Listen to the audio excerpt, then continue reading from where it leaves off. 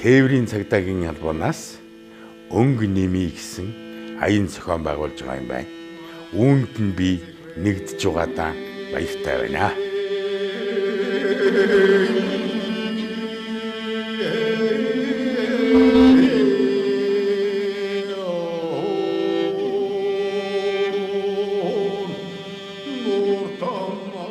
Хүний харьцаа бол энэ ертөнцийн хамгийн чухал. Харьцаа сайн байх юм бол энэ хамт олонны ажилч өдрөг байна. Монгол түмний маань ажилч өдрөг байна. Сэтгэлийн өнгөө цөмөрөн бие биендээ гэрэлтүүлж явахыг л ахмад хүний хувьд өсөө өрөөж байна.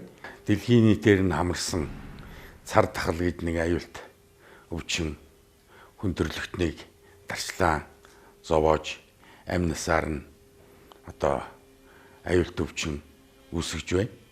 Төрдөөн тангаргаа өргөцсөн түмэн олон маань сэтгэл зүрхээрээ өдөр шөнөгүй хоол нойргүй л зүтгэж байна.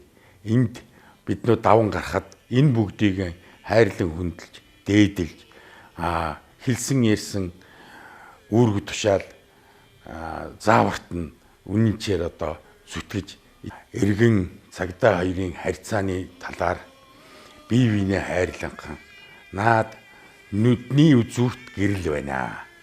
Энэ харцаан өөрчлөлцгөөё. Энэ сайхан харьцаа бол Монгол түмнийг аврах нэгэн сайхан эхлэл юм аа.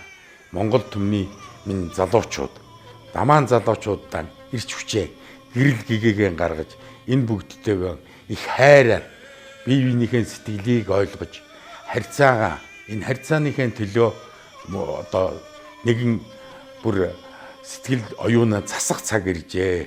Ингээд залуучууд минь дандаа бие биендээ туслан энэ харьцааны өргөн их соёлыг өндөрт түгээж Монгол түмнийхээ төлөө зүтгэцгээе цөмөрөө.